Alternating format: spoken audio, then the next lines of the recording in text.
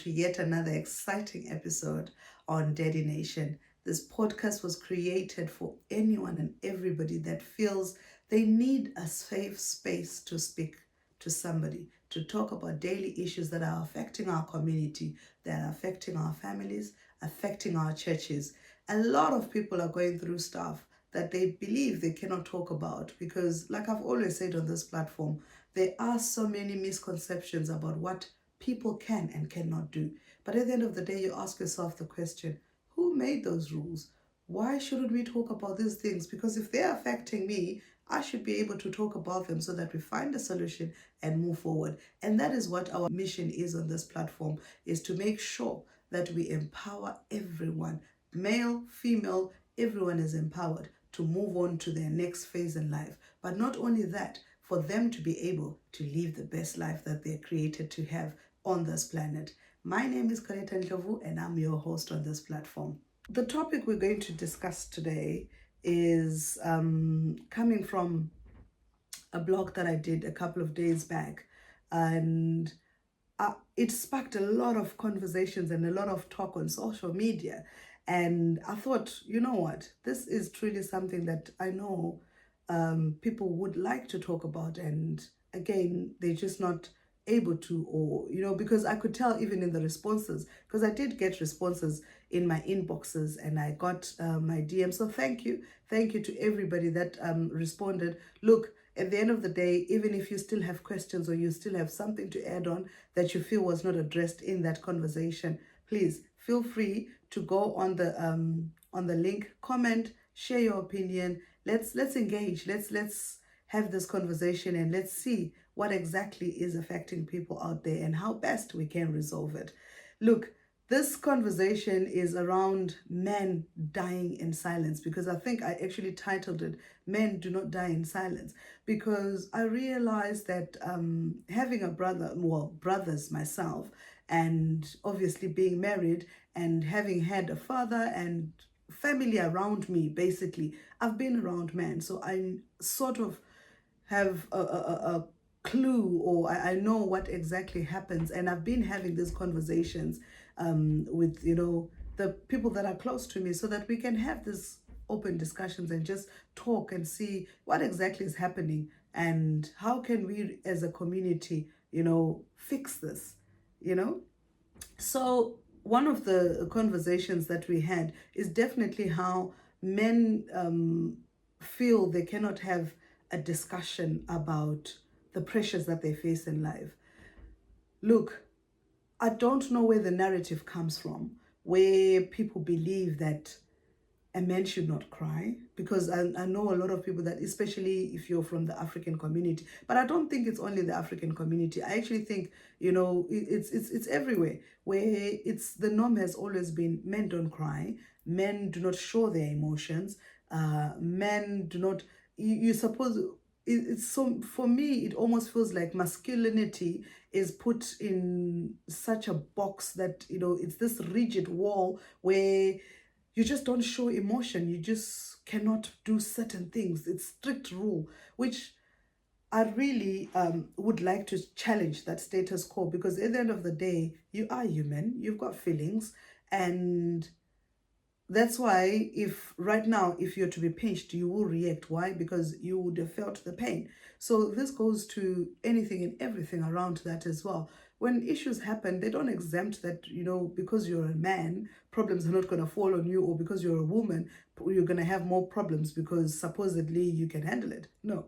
At the end of the day, as a man, you are still going to face the same challenges that any woman will face. You're still going to probably face even harder things, because again, you're perceived to be the strong one, and you probably don't, you don't get tired and all that. And that's not true. At the end of the day, we are women. I mean, you are human, and you will get to a point where you feel the pinch.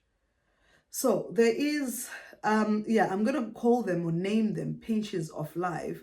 And then we can address them, in those chunks. So I think the first pinch I picked on was the pinch of work and yeah, work and family. So the economy has been hard. The economy has, yeah, gone south. And a lot of people, not only men, find themselves in a situation where you either do not have a job or the job you're in is just actually just not paying enough. And the bills are piling. There's lots of things that are still waiting for you. These things need your attention, and not only your attention, they need money.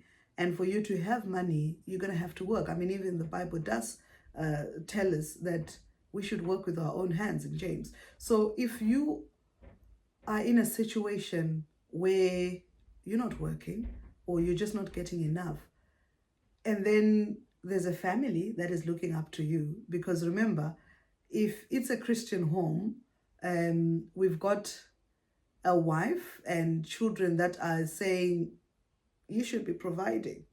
That, I mean, anyway, that's how we've always perceived it. A man would ideally be the one that provides, and then the woman nurtures the home, takes care of the home, takes care of the children and everybody else. Not necessarily that she's bound to doing that. Look, she's open to do anything else, but that's how generally it would work. So if the man is not working or the man is not earning enough, men have been telling me that this obviously becomes a challenge, because now, it's one thing for you to not be working and not being able to. Already that on its own is a pressure on a man, because no man, I don't know unless you are what type of a man, but normally no man would be okay with not being able to provide for their family, with not being able to, meet the needs of the family. So most men would strive to want to make sure that they cover that gap. As the father, they are the provider.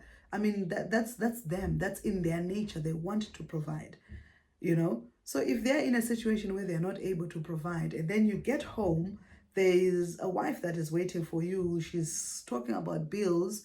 So I'm gonna create two scenarios for you. You get home as a man. We're talking about an average man. You're just earning average man. This man it's not necessarily that he's not working. He is working. He is doing his best.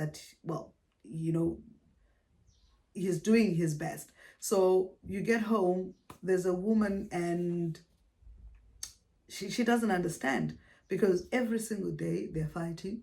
Every single day it's, what are you doing? You're not being man enough.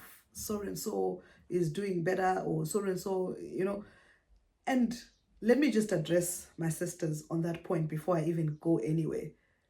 You're not making the situation any better by doing that. I'll tell you why. Because the more pressure you think by shouting, you think by continually saying to him, oh, shouldn't you do better? Look for a better job and all that.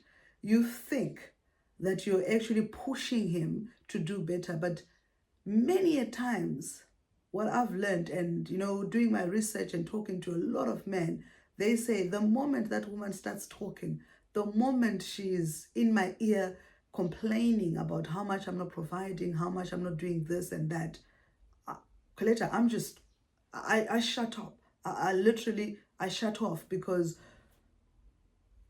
I'm doing the best I can.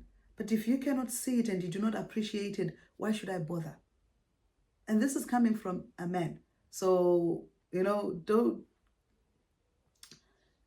And that got me thinking. And obviously, as a woman as well, I know I've gone through my phases where my husband and I would have these conversations, and because as a woman, I think we're just created because in a manner where most of us are very structured, and you know what you want, how you want it to be done. And when certain things don't happen, you're not settled. You want to try and fix things. I think as women, we're just fixers. We want to fix things and make sure that it looks better and all that.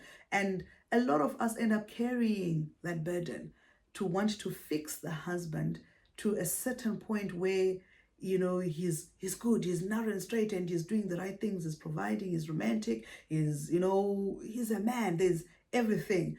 But at the end of the day, this is a two-way street. It's a two-way street where I believe with open communication, I believe if you sit down and have this candid conversations as husband and wife, or as a family, whether it's brother and sister, it's uncle and niece, uncle and nephew, and all that. Have the conversations.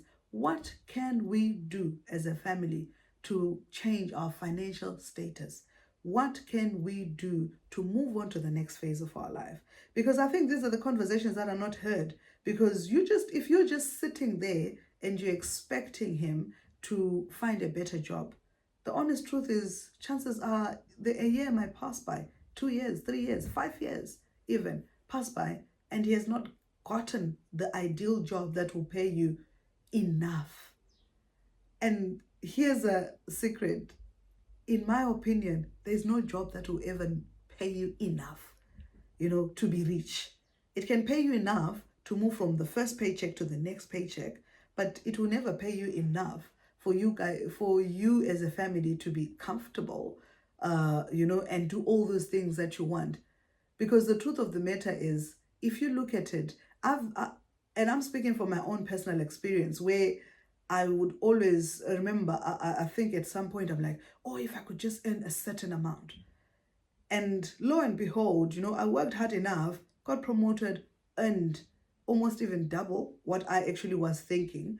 And before I knew it, within a month or two, that money was not enough. And I know a lot of you can actually relate to that. That money is just never enough. So now what do? You look for another job. But how long are you going to keep hoping from one job to the other? So I'm saying all this to say, at the end of the day, you need to sit down as a family. You need to have these conversations and ask yourself, what can we do to change our financial status as a family? What can we do to upgrade ourselves? And this is teamwork. Family, it becomes so much better when you're a team, more than one individual carrying the entire load. And so, hence, this is why I don't generally like to separate roles and say, oh, men only should be the ones that are working, or women only are the ones that are supposed to be cleaning, doing the baby chores and everything else around, and while the other one is sitting, changing channels and all that. For me personally, each to their own, but at the end of the day, personally, I feel like we thrive if we are there together as one unit, helping each other. We are pulling the weight together. If on a scale, how many know that if on a scale, if I put a 60 kg here, or rather, for balance sake, if I put a 90 kgs here and I put a 10 kgs here, that scale is obviously not going to balance. It's uneven. Why? Because it's overburdened on the one side and the other side is not burdened. So, but if we make the decision to say, let's try and even it out, let's make a fair balance. And this is not necessarily a 50-50, situation. I like to call it 100-100, 100%, 100%. Why? Because you don't leave room for,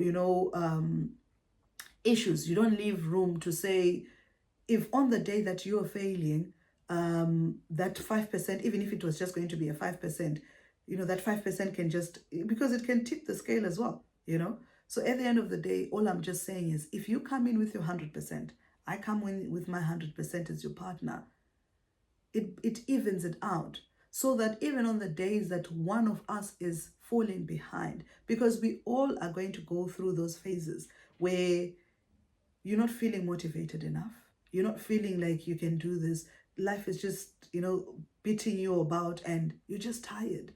Whether it's you're an entrepreneur, whether you're a working mom, whether you're a working dad, you are a 9 to 5, or, you are running a business, life is just going to be life. And sometimes it gets a bit much. But if you've got somebody that you're walking a journey with, somebody who's able to listen to you, somebody who's able to hear you, somebody who's able to say, listen, I see that this is a bit much for you. I see that you're struggling. Don't worry, I'll take care of it, or I'll do my part. I'll do the best that I can on my end.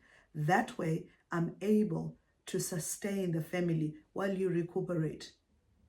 And also, in that same breath, You, the one who's recuperating, don't take advantage to say, oh, I've got a strong woman. She's going to pull their weight, so let me relax. I mean, she's got it all covered. Whether she's running businesses, she's doing everything else, making sure the family is there, the fed, everything is taken care of. When you are good and well, remember to also pull the weight. Even if she's not asked for help, because some people are not good in asking for help. Even if that individual is not asked for help, I think you need to be at a point where you know each other so well that if the other one is struggling, I don't need to say a word. Just pick me up, hold me, and let's walk the journey.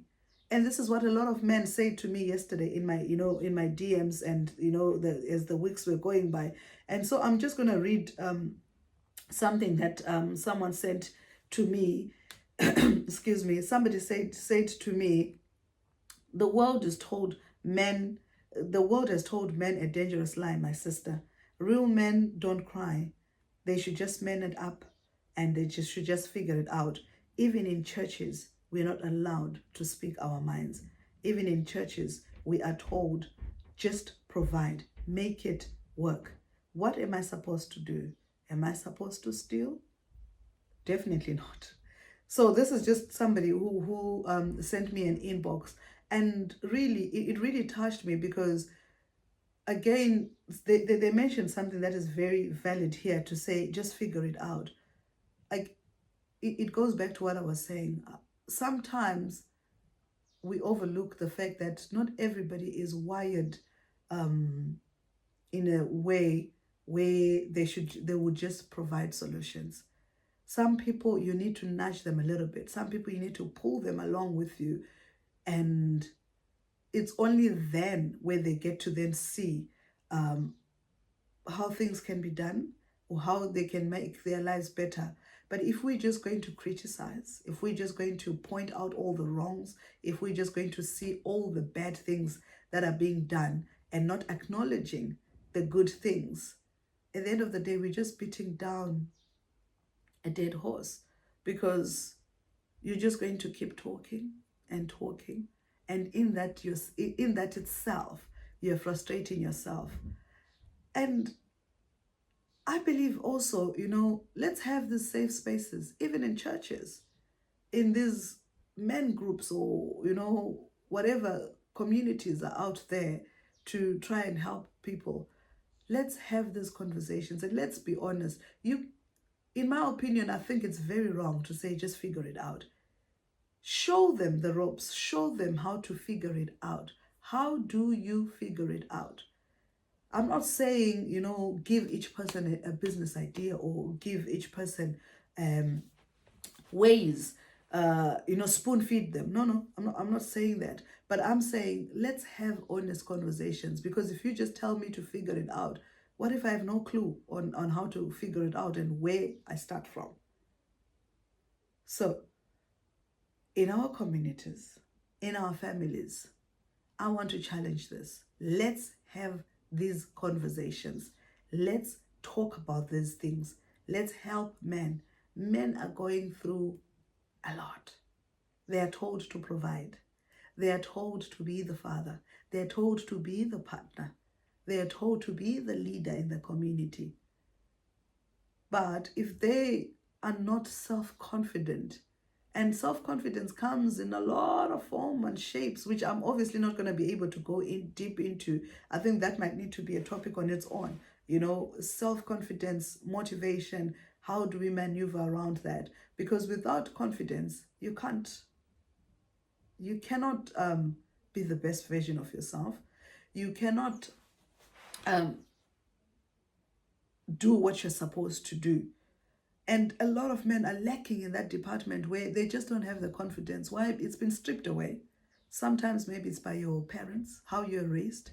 Sometimes maybe, because we all know how you're raised obviously shapes how you behave and how you live your life to a certain extent, only if you choose to let it shape you. And I say that with a full chest, because the reason I've just questioned that and I've just put it like that is because I know how I was raised, prior to me being adopted. I know how I was raised. And I'm nothing like that. There are some values that I took out from that part of my life, but maybe because I'm a different person, and I would like to believe that people are different in their own, right, and their own perspective. But a lot of us are shaped by how we were raised up. And a lot of us carry that into our next phases of life, whether it's marriage, whether it's business, and all that. The way we perceive things, the way we carry out things. So if you've been raised in a home where a man does everything, you are the provider, you're the one who's pushing for everything. And also, if you're a woman, you've been raised in a family where women are only good for the kitchen, you know, or women are only good for raising kids and cleaning and all that. Sometimes it will be difficult for you to even think outside that parameter. You're thinking of wanting to, I don't know, you even thinking of wanting to do anything else other than being doing the chores of the home can be difficult. So how do we then, take a guy who's been taught or who's been told, man up, you can't complain, you can't do this, you can't. It's always, you cannot do this, you cannot do that. And here's a woman who's been told, oh, this is all you're good for, and that's about it. Those two, in most cases, do get to marry each other. And on that, it's like, where do we go from here? How do we then, move past this and make our lives? Because if we're not careful, that pair will actually then obviously have children in most cases. And guess what? The children, they grow up to be exact replica of the two of you. So if you don't challenge that status quo, if you don't challenge that narrative in the initial stages, it's very likely that it will spill over to the children, and the children will become exactly what you are. This is why, personally, when I got into a relationship and I got married, I made it very clear to my husband, and I told him, this is how we're going to, whatever you've been taught, whatever I've been taught, we might need to just put it on hold, pause on it, and let's figure out life. How did I do this? I think for me personally, I listened to a lot of information that I believe is building, character building, but also it helps that I'm Christian, and I read my Bible. I, take time to just sit under the counsel of those that have gone before me, that have been through this life before and know what they're doing. And not everybody, it's not about age and all that. I think for me, it's about wisdom. There are certain people that I'll sit under the counsel of, and even after I've spent 10, 15, 20 minutes with them, I thank them for their time, but at the end of the day, I know that's not for me. And I think people need to be honest enough with themselves to say, there are certain things that are for me and there are certain things that are not for me, and I'm not going to carry it to my next phase. So how do we help each other? We in this situation now where two people are obviously coming from different opposite sides of life, and the narrative has been two different, teachings. And how do we then move past? Because again, like I said at the beginning of the podcast, we are losing a lot of men in silence because they are scared. Somebody even said in my DM, we're scared to even talk about our problems, because if I tell another brother my problem, the next thing is I'm going to hear it somewhere else. So I'm even afraid. And for me, that was, honestly speaking, that was a shocker, because I've always thought this happens with women. Again, it's just, I was shocked, because in my head, I said to myself, even men, I didn't realize that, even in men, they're facing these challenges where they're even now scared to talk about their problems. They're scared to talk about, their situations, because again, it's keeping up with their appearances, isn't it? Because when you're around other men, you don't want to look like you don't know what you're doing. You want to look like you're also a man, for lack of a better word. And I don't say this in any demeaning way or anything, but I know a lot of men would want to obviously then be, keep up the part and look the part. And in doing so, they're masking what they're going through. How many times have you heard that, oh, so and so has committed suicide? And when you then track back and you listen, or you look and say, but wait, hang on a minute, we just had a barbecue the other day and so and so was there. He was laughing, he's the one who was on the bride, he was the bride master, everyone was okay. But I think, and obviously you ask yourself, but what happened? Why didn't, we see this? Why didn't we pick this up? Maybe it's because we didn't have the conversations, which is why I keep on saying, I can never say this enough. When you have an interaction with anybody, especially in these times that we're living in very volatile times where people are literally ticking time bombs. People are going through so much, sometimes they just don't know what to do. When you have the opportunity to have an interaction with somebody, if the situation allows, make sure that you're checking on them, have an honest conversation. How are you?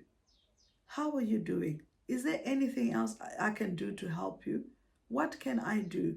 Sometimes it's just you picking up the phone. Hey, brother, I was just checking on you. Are you all right? Are you okay? Do you need me to help you anyway? Guys, it does not necessarily mean that every situation needs money. It's not that. And I think a lot of people disqualify themselves and say, oh, but I don't have, or this is a businessman, or what possibly could I, what could I possibly assist them with? You don't realize, I mean, I don't know, on social media, if you've come across, there's a man who goes around, giving a little note and flowers to any individuals that he sees. And sometimes I think he just picks on, obviously, when you see people, some people are sitting in the park, some people in their car, and you just get there, give them either a flower and a little note. And mostly on those notes, it's just encouraging notes. And the number of men I've seen on these videos where when they receive a note and says, this too shall pass, or, may you heal from those things that you never talk about.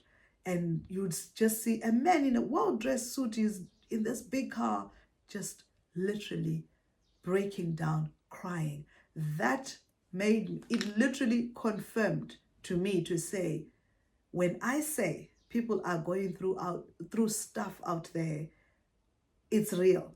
That is the honest truth. So whether we want to mask it, whether we want to hide it, this is the honest truth of what's happening out there. So I'm saying this to say, never underestimate your impact in someone else's life. If you've got an opportunity to make someone else's life better, ensure that you do so. If you come across somebody, I think for anyone and everyone that has come across me, they would tell you this. I strive to make sure if I'm in your space, I leave you better. I leave you, feeling better about yourself. So it could just be a compliment, or you look good, and that's it. Maybe that's all that they just needed to hear. Or you've got this, well done. Because I believe all these things are not said enough to our men out there. And the truth of the matter is, they are doing the best that they can. Most of them are trying so hard. Ladies, maybe we just need to tone it down a little bit, on our criticism. Maybe we just need to come in a little bit less aggressive on how, and I say this very, very cautiously, because I'm not labeling, because I don't want, the ladies to then come back and say, if we try and push them to be better, we're being called aggressive. No. I think there's a way it can be done, a way that builds, a way that motivates, a way that encourages.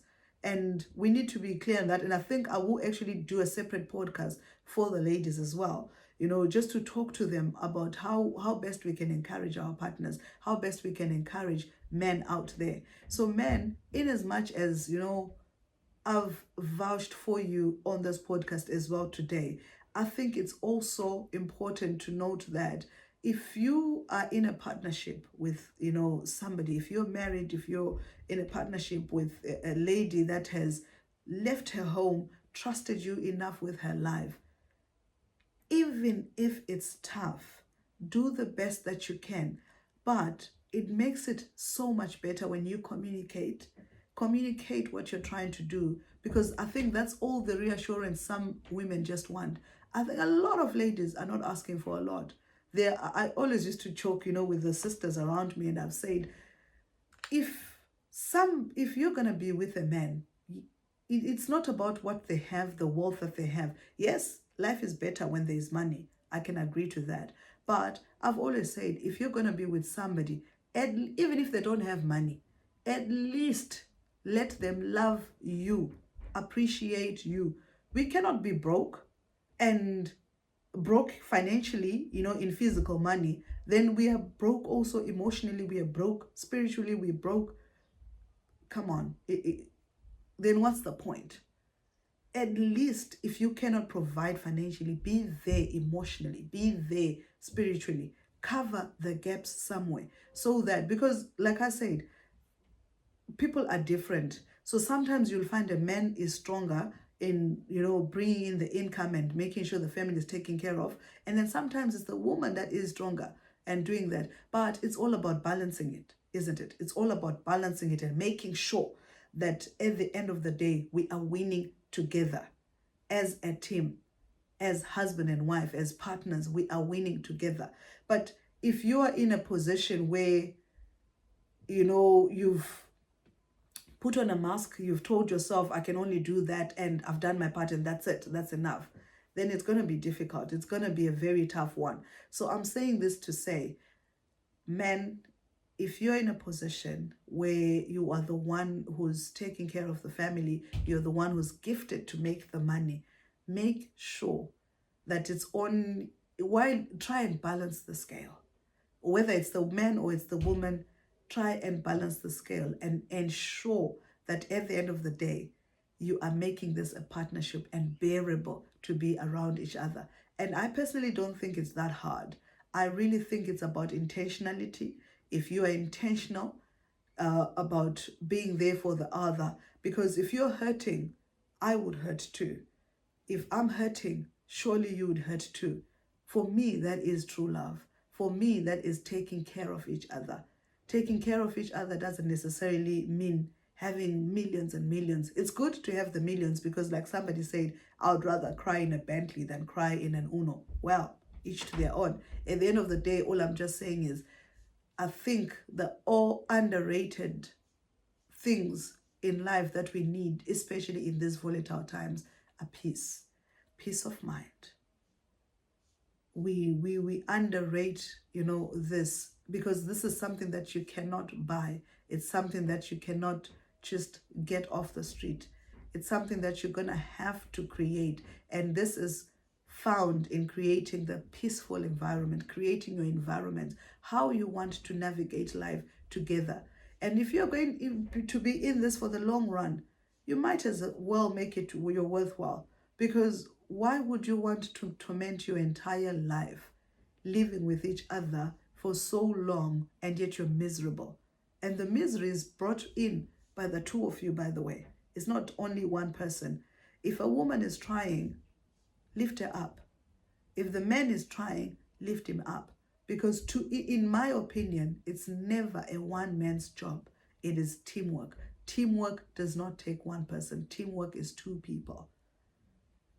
So we are going to continue talking about having these conversations, talking about these issues, because again, our aim is to build families, to create holistic environments where our children can thrive, but not only our children, where we as individuals can thrive, and so that we can create a better environment, we can create a better future for our children, a better lifestyle for ourselves. And it starts within our spaces, it starts within our homes, starts within our communities, in churches. I plead with you, please, when you have these conversations, when you have these men's conference, women conferences, be open enough to address these issues that are happening in the homes.